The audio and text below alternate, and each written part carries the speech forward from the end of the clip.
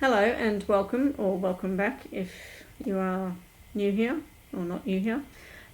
This is my second channel, Read, Relax, Review, and I will now be doing a wrap up of January and February's reading of books that I've read, and the intention is that I will do 2 months of reviews of books, so instead of 1 month, because I can't guarantee that I'll always read a lot in a month.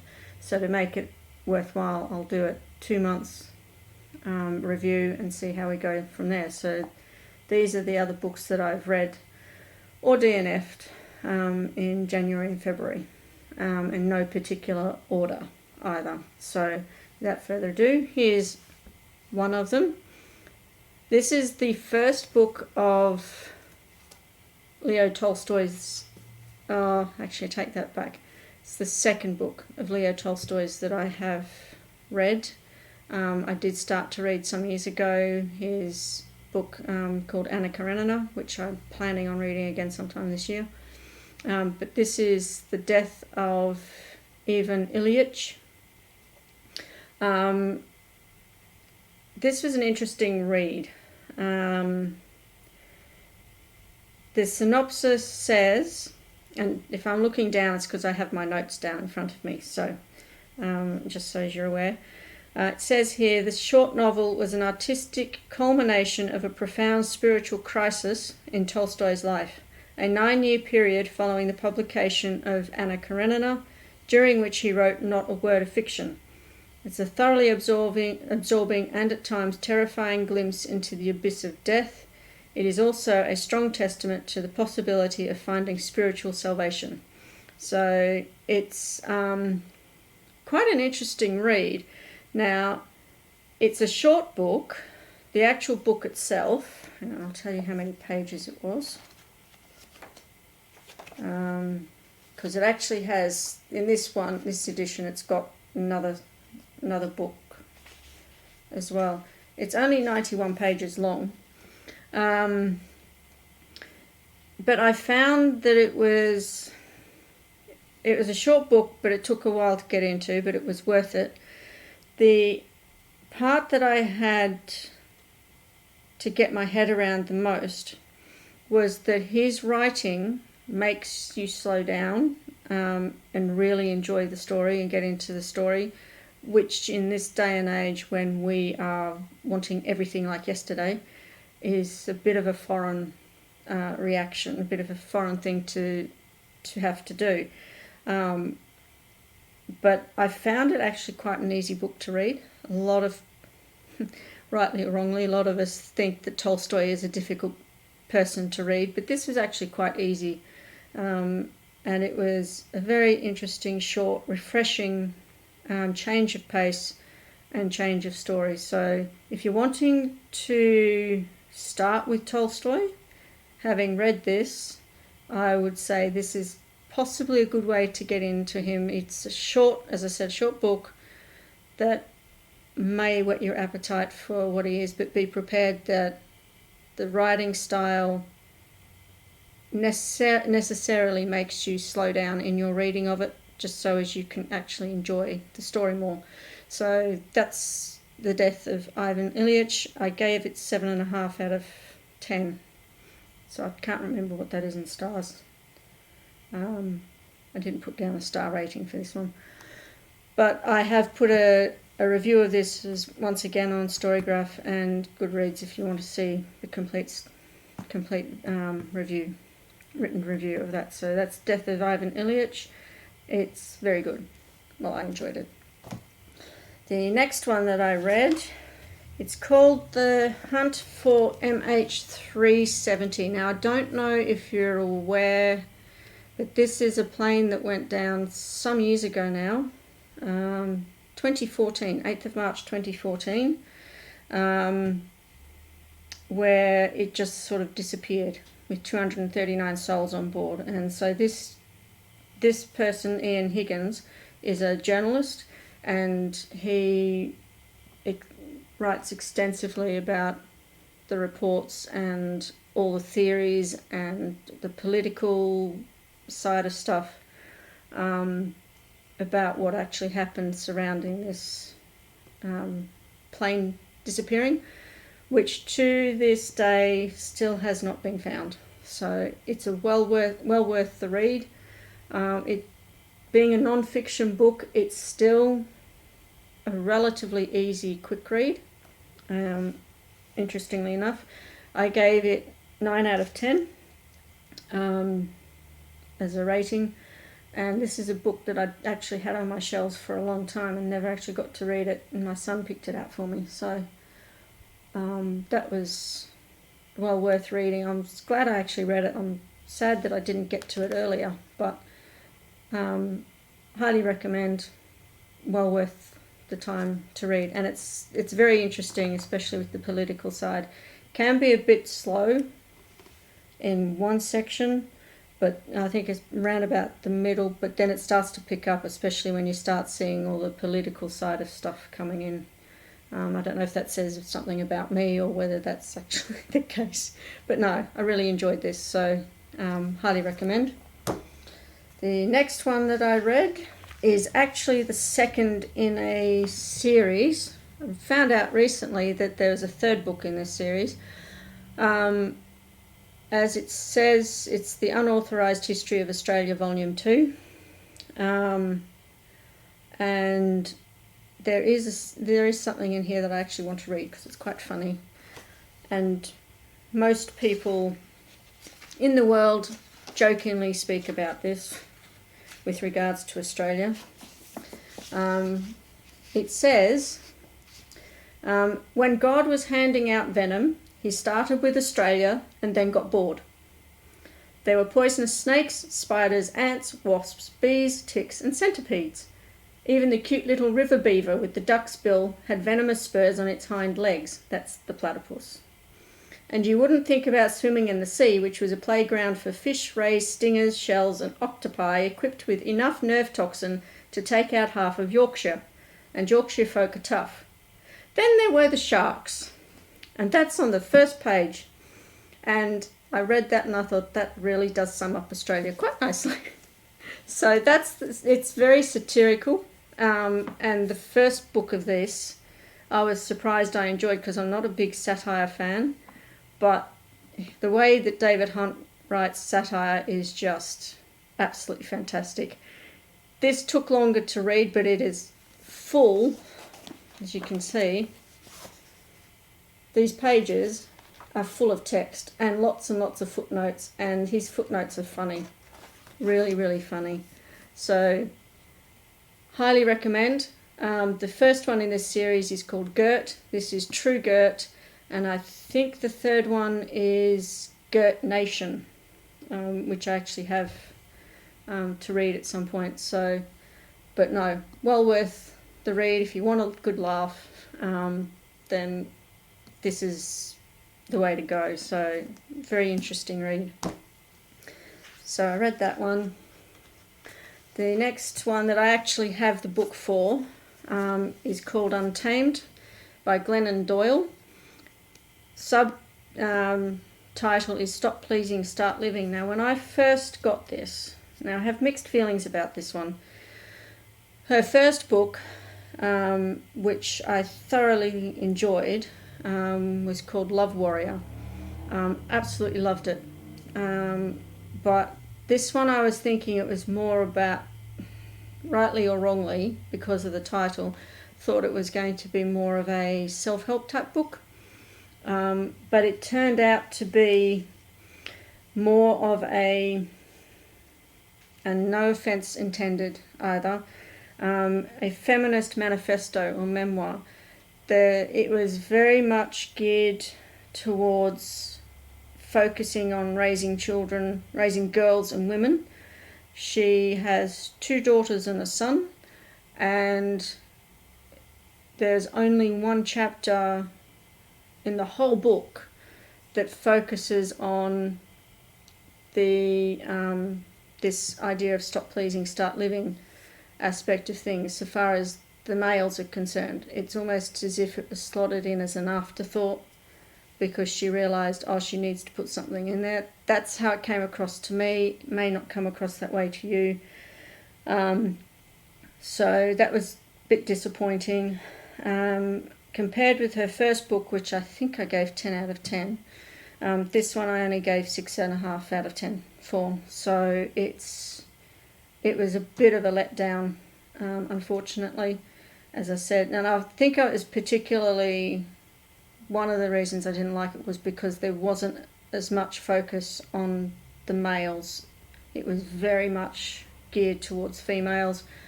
I don't have a problem with that, with there being things about females, but in her case where you have male and female children, it just didn't seem right that she was focusing more on the female side of things than the males, because they are affected as well. So you may not feel that way about this, so go ahead by all means, pick it up and see what you think, but for me I just thought it was a little bit lacking compared with her first book. So that was that one. There are some books that I did not read, or I read that I don't have physical copies for. This one is called The Ichabog by J.K. Rowling. That was an audio.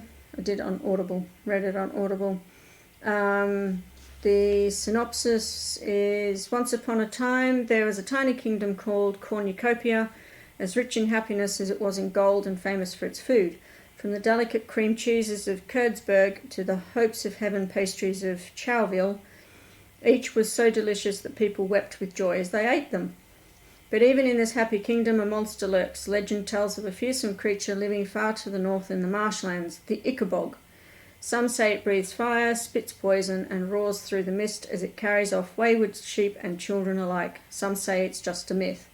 And when that myth takes on a life of its own, casting a shadow over the kingdom, two children, best friends Bert and Daisy, embark on a great adventure to untangle the truth and find out where the real monster lies, bringing hope and happiness to Cornucopia once more. So I found this book was fun. It was engaging and an entertaining experience. Didn't take long to read, but I found it difficult to put down. It served as light relief after having read a couple of heavier books, subject-wise, prior to this one. It was like a palate cleanser and worth the couple of hours that it took me to read it. Highly recommend. I gave this 10 out of 10. So, yeah, it was a nice little fun one to slot in between others, regardless of what you think about J.K. Rowling. So the next book that I have here that I have read that I don't have a physical copy for is called Babel by R.F. Kuang, which is all the rage at the moment on BookTube. 1828, Robin Swift, orphaned by cholera in Canton, is brought to London by the mysterious Professor Lovell. There he trains for years in Latin, ancient Greek and Chinese, all in preparation for the day he'll enroll in Oxford University's prestigious Royal Institute of Translation, also known as Babel. So it's classed as a dark academia book. As I said, I was initially reluctant to read the book because it didn't sound like something I would be interested in. It started off as a 5-star read, but by the end it was a low 3-star read. The thing that saved it from getting a lower rating from me was the language etymology sections, but there weren't as many of them as I would have liked throughout the book. The storyline of the main characters in the school I didn't think added much to the overall story personally. On the whole, the characters in this book annoyed me most of the time, so I couldn't really connect much with them. The end left me wondering what the outcome of what happened was going to be on the world as a whole, particularly as it was pitched as being such an important part of the everyday workings of normal life. The writing and reasonably fast pace of the story, keeping my interest, saved it from getting a lower rating than it did. Having said all that, however, it was an enjoyable read of a book by an author I've never read from before. But yeah, I would have liked to have seen more of the language side of it, but that could also be speaking to my interest more than the overall story. So it just missed the mark on a couple of things. So the next books that I have here, this is the first one. I'll get it off. The Cult on Fog Island by Mariette Linston. Now I saw this recommended by another booktuber, and I can't remember who recommended it or said they were interested in it. I was intrigued by it because it has the word cult in it, and that always fascinates me because cults fascinate me. And it was a very quick read, actually. It says, when Sophia meets Franz Oswald, the handsome, charming leader of a mysterious New Age movement, she's dazzled and intrigued. Visiting his headquarters on Fog Island, Sophia is struck by the beautiful mansion overlooking the sea, the gardens, the sense of peace, and the purposefulness of the people who live there, and she can't ignore the attraction she feels for Franz. She agrees to stay just for a while, but as summer gives way to winter and the dense fog from which the island draws its name sets in, it becomes clear that Franz rules the island with an iron fist. No phones or computers are allowed, contact with the mainland is severed, electric fences surround the grounds, and Sophia begins to realise how very alone she is and that no one ever leaves Fog Island. Now this is her debut novel, and it's also the beginning of a series, so I found out. I've got the second book, which I'm hoping to read this month. Don't know if the third book's out yet. So it doesn't disappoint. It keeps your interest. It's like a thriller, and it's actually based on Marriott Linston used to be a member, or was a member of the Church of Scientology for I think 25 years. And when you read her bio about the sorts of things that she experienced there, you can see a lot of it in here, in this book. So it's well worth the read, and as I said, it's fairly fast moving. I could not put it down. I just wanted to keep finding out what in the heck happened next, and to see whether Sophia actually was managed to get out. I can't recommend this highly enough. This was another 10 out of 10 for me, so 5-star book. So I really say go and have a look. Probably best to not go into it knowing a great deal, and just go along for the ride. It's well worth it. So go and have a look. It's awesome. So I can't say much more than that. The next book, I think I came across this, believe it or not, on TikTok, of all places. That probably wouldn't surprise many of you these days. It's called Dirty Laundry. Why adults with ADHD are so ashamed and what we can do to help. This is written by a husband and wife team. A word of warning, if you want to listen to this on audio, on Audible, do not put in the search bar Richard Pink. The reason I say that is that when I did that, the books that came up as a result of those search parameters was very interesting, to say the least. But no, it's a well worth the book.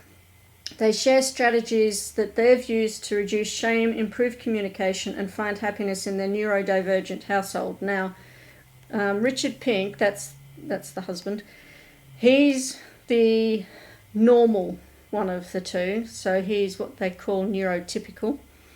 Roxanne is the one who has the ADHD, and some of the things that are mentioned in here I could so relate with, and I actually found that toward the end of it there was something that came up that started to even trigger me, which really surprised me, but it was very short-lived. So I read it in I think one day. It's such an easy read. It's very well set out. Very, very easy to read, very well done, and they are even surprised at how well it's done out in the marketplace. So it's obviously needed, but yeah, it's some of the things that Roxanne mentions that she does and has experienced are so funny, but I can also see how they can be mentally draining. So my husband and I have our daughter who is in the process of trying to get an ADHD diagnosis made official herself. mid-20s. So good book to have, great way to try and understand people with ADHD that you might not be able to understand in other ways. So go for it, read that one. While I'm talking about good books, this is called Cinderella. The story of Cinderella.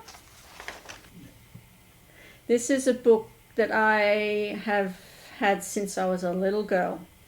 And if I open it, and I'm doing it very gingerly for a reason, I have read this so much in my childhood that it comes apart.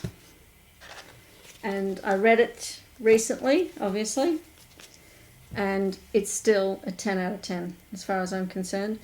But the thing I found interesting with this is that I have seen lots and lots of Cinderella movies and many retakes on it. But this book, there are some slight differences between the movies in this book, in the way that it's told and how the story goes. But it is such a quick read. It's so fun. Even now, after all these years, I still thoroughly enjoy this, and I have no intention of ever getting rid of this. So it'll probably be very well worn and tattered by the time it's been finished, read by other people in the family. So I've also put a review of this. All of these books have reviews on Goodreads and Storygraph. But yeah, I absolutely adore this book. 10 out of 10. I don't think it's ever going to change. Great story. Also another good palate cleanser. Okay, so the next book we will review, it's called We Spread. This is by Ian Reid. This is interesting. When I read this, I was doing a course that I had to do for work. I work in the disability and vulnerable sector of the health side of things, and there were certain things that I was doing in the course had to do with governmental guidelines, and I was reading this having gone through that, and it's like, ooh, this is, yeah, it was interesting, shall we say. It's about an artist, a lady called Penny. She lived in an apartment for ages, and then she started to have difficulty remembering stuff. She started to fall over. She was put into a unique long-term care residence, and the way it was described, it was almost like she had Alzheimer's, but I'm not entirely certain of that. And the reason I say that is the story, I think, is almost based on the author's experience of his grandmother being in an aged care place and going through, experiencing what she went through leading up to when she died, I think. It's mentioned in the back of the book. So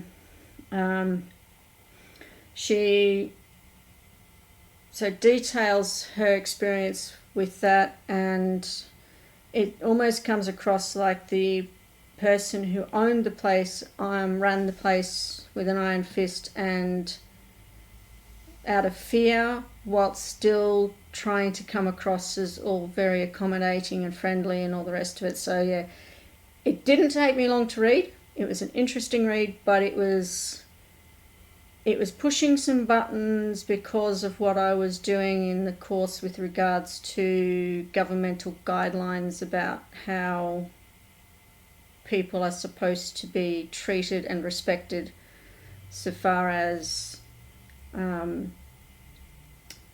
the way that they are approached and treated by carers, essentially. So I'm not going to any more detail than that, but it's an interesting read, but I don't know whether I'll be reading any more of his stuff. It was okay. I gave it 6 out of 10, so 3-star.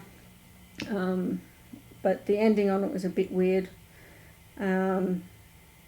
But yeah, if you work in this sector and you've done the course that I'm talking of, and you'll know what I mean, this will be reading it in that light would be very interesting. So, okay, the next couple I have here I actually DNF'd. This one is called The Book Eaters. It says, hidden across England and Scotland live 6 old book eater families. Children are rare, their numbers have dwindled. And then there's a child who is born who's a dreaded mind eater. So essentially they end up killing people by absorbing their minds, the other people's minds, instead of books, instead of eating books. I said on my review that considering that I'm married to a Yorkshireman, because it's actually set in the Yorkshire Moors, you'd think that I'd be interested in this as it talks about the Yorkshire Moors. Sadly, though, that didn't happen. I was going backwards and forwards about how I felt about the book. It's a dual timeline, past and present, which normally doesn't bother me, but this wasn't working for me this time. Sometimes I felt compelled to read it, and other times I just wanted to forget about it.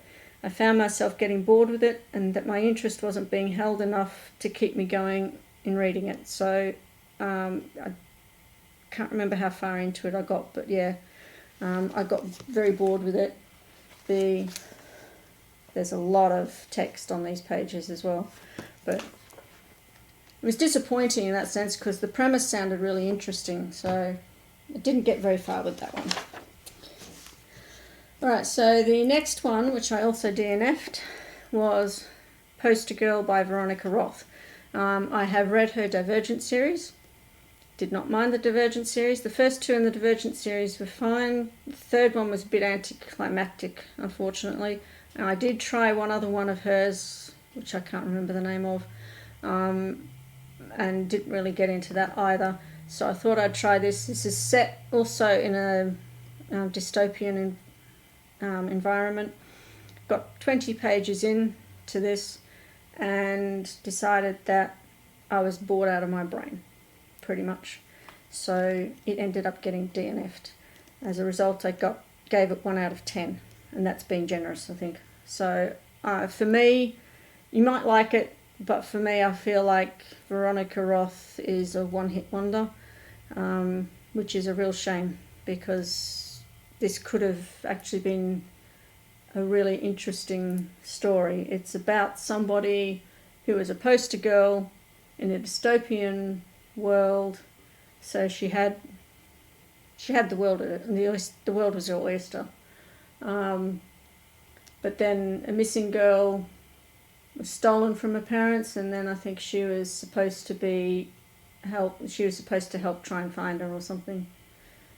So yeah, I didn't like it, so I DNF'd it. So some other books that I read. Okay, so the next book is A Wind in the Door by Madeleine L'Engle, which is the second book in the Wrinkle in Time series. I enjoyed the first book. I enjoyed the movie of the first book. But this one also got DNF'd. Gave it 1 out of 10 because it bored me to tears. Which was a real shame because I was really looking forward to reading the second one,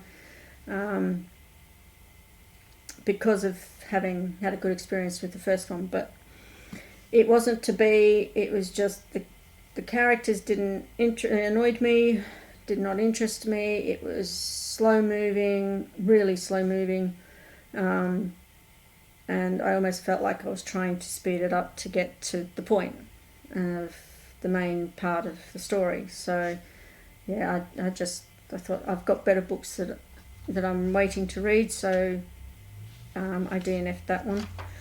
The next one is called Dead or Alive, which is the 14th book, I think, yes, in the Skullduggery Pleasant series. I won't give you the synopsis of this one because it may spoil the rest of it, but it's a 5-star one, and I was speaking to my son-in-law about it today because he was the one that put me onto this series in the first place. And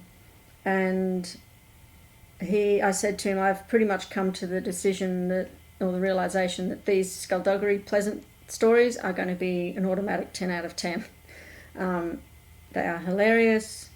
It's a series around based around a detective, a police detective that is a skeleton. That's skullduggery pleasant, and Valkyrie, who is a normal girl, only she finds out she's different. But the guy who wrote it is an Irishman, and so you get a lot of Irish humour in this book. If you're not used to the Irish humour and you read the first one, bear with it a bit. My son has found that it took him a while to get his head around the Irish humour, but once he did, he's starting to enjoy it, thoroughly having a ball. It will have you in stitches in parts. It's such a good book, and if you're trying to get into fantasy, this is a good way to start, because it's very much entry-level type fantasy books. Can't say enough. I thoroughly love them, and anything that this guy brings out with regards to this series, I'm there. I'm getting it, because I just love seeing the story, hearing the story, seeing what they get up to. It's just hilarious. I just can't say anything more than that. If you want something to laugh at, this is a really good thing to laugh at. If you want murder and mayhem and magic world, then this has got it as well. So you're covered. Another book that I read on audio, it's a non-fiction book. It's called This Too Shall Pass. It's not what I expected, unfortunately. The synopsis talks of if change is the natural order of things, why do so many people struggle with the milestones of life, from first jobs and first loves to children leaving home and retirement? I actually thought this was more going to be like giving you examples of all these sorts of things that we could encounter, and then how we can go about fixing those problems, or working through them, or doing whatever it is that you need to do to come out the other side. But it wasn't. It was more of a catalogue about clients that the author had and what they went through and how they got through it, is to a point. And it was just a whole heap of case studies, essentially. So I gave this 3 stars, 6 out of 10. So it was a little bit, it sounded like an academic book, which is not what I expected it to be when I went in. But I was determined to finish it because it was something that had been on my Audible book list as something for me to read for a long time, and I thought, I want to get this out there. I thought it might have had tips in there to help me with certain, ideas for self-care and stuff like that, because I'd like to do more of that this year. So that was unfortunate. That was written by Julia Samuel. I've also got a review of this up on Storygraph and Goodreads as well. So, and that's it. That's all of the books that I have read over the last 2 months, which comes to about 17 books all told, which is probably the most I have read either in a very long time or ever, really. So it's been interesting. So I've had some fun. So if you like what you saw in this video, thank you for staying watching this as long as you have. Please click the subscribe button, click on the notification bell, click the like button, comment down below. I'm always open to suggestions or recommendations for other books for me to try. I have a whole stack of ones from the library upstairs, so please feel free to give me some suggestions. And if you would like to subscribe and come back, then I'll have another video up. I'm not sure when, and when I do, then you'll be the first to know if you've clicked the notification bell, which I have just repeated. So without further ado, I shall say bye for now.